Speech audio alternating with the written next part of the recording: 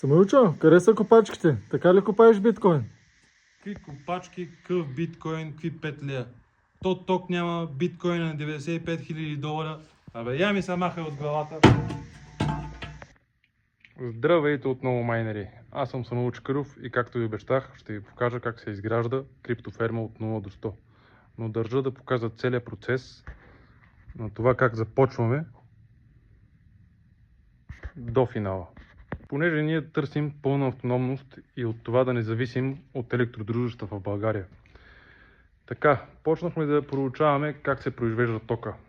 И един от начините е чрез биогаз. Тоест, не знам дали сте запознати, но изпражненията на животинките, когато се събират в съд, произвеждат газ, която е запалима. И тази газ може да се използва в различни агрегати и така нататък. В момента всичко е за подмяна, всичко е за чистене и ще ви показвам процеса малко по малко, да можете да виждате как се изгражда всичко истински. Когато има слънце, е лесна работа, понеже за тази дейност има фотоволтаици, които просто се поставят и произвеждат ток от светлината, от слънцето. Но в дните, които няма достатъчно светлина, панелите не могат да произвеждат достатъчно ток. А пък да не говорим за нощно време, понеже батериите са супер скъпи. Затова решихме да направим една огромна комбинация и по този начин да не зависим от електродружището. Но все пак не можем да избягаме напълно от електродружищата. Ни е нужен трафопост. В случай, че нашата система откаже или нямаме достатъчно ток от нея, да можем да се дърпаме от мрежата. За наш късмет трафопоста е в нашия имот и по този начин спестяваме пари от кабели и от главоболия с електродружищата. Но какво е трафопост? Това е една сграда, в която има трансформатор. Трансформатор е една машина, която взима ток от високото напрежение и го преобразува с по-малък волтаж, да може да се използва в нормалната трифазна консумация.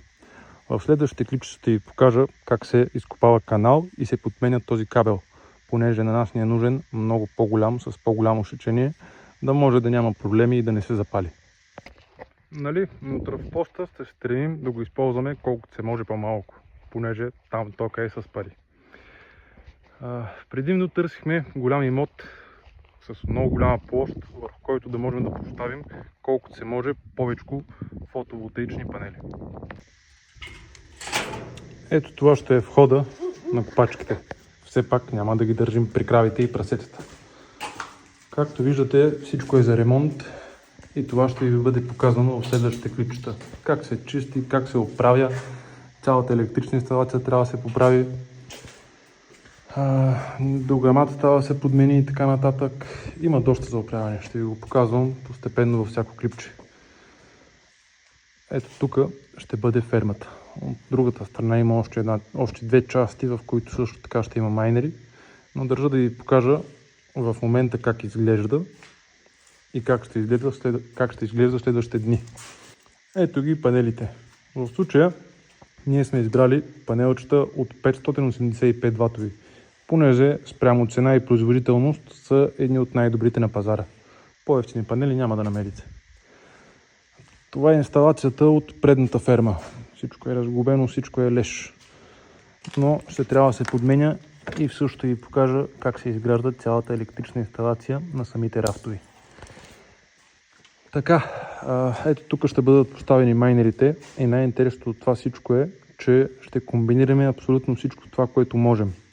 Както знаете, тези копачки произвеждат доста голяма топлина.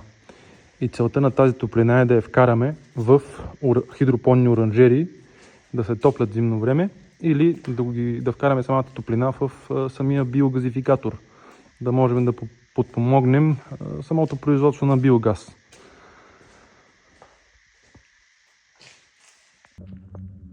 Работна ръка за чистене на двора ли? Взимате си 5-10 кожички и те заплата не искат. Така, това ще е един от офисите.